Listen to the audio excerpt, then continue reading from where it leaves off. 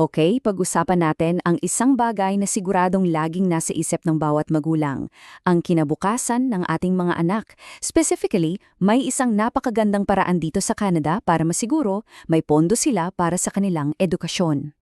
Alam nyo, habang pinapanood nyong naglalaro ang anak nyo, pumasok na ba sa isip nyo yung tanong na, paano ko kaya pag-aaralin to? Naku kung oo, hindi po kayo nag-iisa. Yan yung stress na halos lahat ng magulang ay nararamdaman. Kasi naman, parang ka nakatingin sa tuktok ng Mount Everest, di ba? Sobrang taas, nakakalula, at madaling isipin na nako, parang imposible atang maabot yan. Pero paano kung sabihin ko sa inyo na mayroong espesyal na climbing gear na gawa mismo para tulungan tayong akyatin yan? At yan na nga po yung RESP or Registered Education Savings Plan. Ito yung special gear na bigay ng gobyerno ng Canada para yung stress at takot natin mapalitan ng pakihamdam na kaya natin to, tayo ang may kontrol. So, baguhin natin yung tingin natin dito. Hindi lang ito simpleng pag-iipon. Isipin nyo, isa itong misyon. Ang misyon natin, ang bumuo ng isang financial launchpad para bigyan yung anak natin ng kalayaan na abutin yung mga pangarap nila nang hindi nalulunod sa utang. At dito na nagiging exciting yung usapan. Kasi alam nyo, ang RSP ay hindi po isang ordinaryong savings account. Merong itong dalawang pambihirang, sabihin na nating superpowers. Okay, unang superpower, tax-free growth. Isipin nyo, parang may isang magic bubble sa loob ng RESP. Lahat ng pera sa loob, yung hulog nyo, yung bigay ng gobyerno at yung kinikita ng investments, lumalago lahat yan ng hindi nababawasan ng buwis taon-taon. At ito pa ang aastig na diskarte. Kapag kukunin na yung pera, yung tubo ay sa pangalan ng estudyante itatax. At dahil halos wala namang income ang mga estudyante, halos wala rin silang babayarang buwis. Ang talino, 'di ba? Ngayon, yung pangalawang superpower, at ito, paborito ko to. Libreng pera. Tama, libreng pera. Tinatawag itong Canada Education Savings Grant o CESG. At napakasimple lang kung paano ito gumagana. Sa bawat pisong ihuhulog mo, magdadagdag ang gobyerno ng 20%. So kung naghulog ka ng 2,500, bibigyan ka nila ng 500. Boom! Agad-agad, may 20% return on investment ka na. Gusto kong itatak nyo sa isip nyo ang numerong ito. $7,200. Yan po ang maximum na halaga ng libreng pera na ibibigay ng federal government para sa bawat isang anak ninyo. Pera yan na nakalatag lang sa mesa, naghihintay na kunin natin. At teka, akala nyo tapos na? Meron pa. Mayroon pang mga grants na, ito ang maganda, hindi nyo kailangan lagyan ng sarili ninyong pera. Para sa mga pamilyang may mababang kita, nariyan ang Canada Learning Bond na aabot hanggang $2,000. At kung taga-BC kayo, may dagdag pa na $1,200.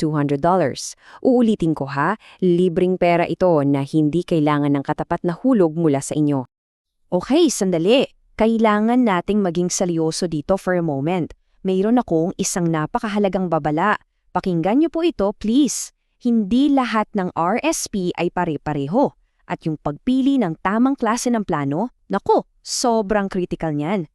May dalawang pangunahing klase kasi yan. Yung una, yung individual o family plans, yung madalas mong makita sa mga bangko. Dito, parang ikaw yung driver, ikaw ang may control, flexible yung schedule. Yung pangalawa naman, yung group plans, kung saan pinagsama-sama yung pera ng maraming pamilya.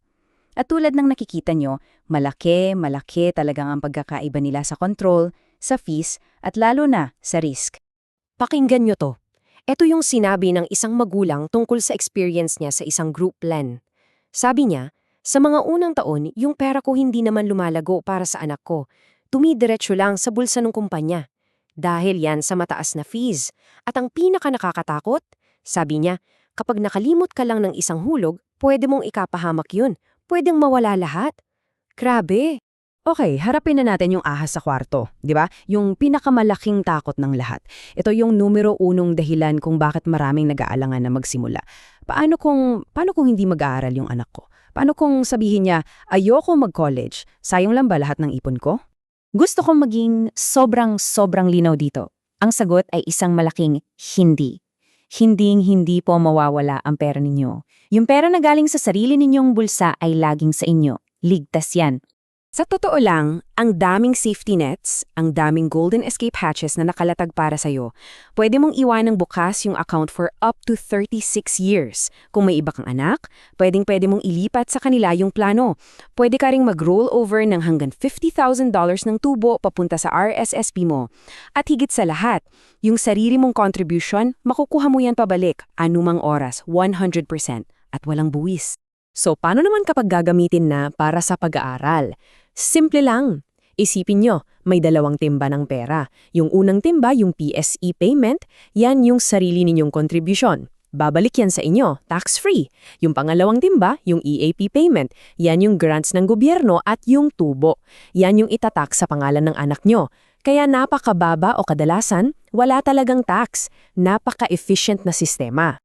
Kaya kapag pinagsama-sama mo lahat yan, yung libreng pera, yung tax-free growth, yung flexibility, yung mga safety net, malinaw na ang RSEP ay hindi lang basta-basta savings account. Isa itong napakalakas na tool para bigyan ng magandang simula ang ating mga anak. Siyempre, iba-iba ang sitwasyon ng bawat pamilya. Iba ang pangangailangan nyo sa kapitbahay nyo. Kaya ang pinakamagandang susunod na hakbang talaga ay ang humingi ng personalized na payo para makabuo ng isang plano na saktong-sakto para sa inyo. At kung naghahanap kayo ng gagabay sa inyo, ng isang espesyalista na mapagkakatiwalaan, nariyan si Mansour ng Moneris Financial. Matutulungan niya kayong intindihin lahat to at iset up yung tamang-tamang plano para sa pamilya ninyo. Nandito sa screen yung impormasyon niya, ang cell number niya ay 778-898-3202, yung email na ma'am ay mansour@moneris.com at pwede nyo rin bisitahin yung website nila sa moneris.com. Kaya ayun, ang tanong na lang ngayon para sa'yo ay, handa ka na bang simulan ang paggawa ng launchpad para sa mga pangarap ng anak mo?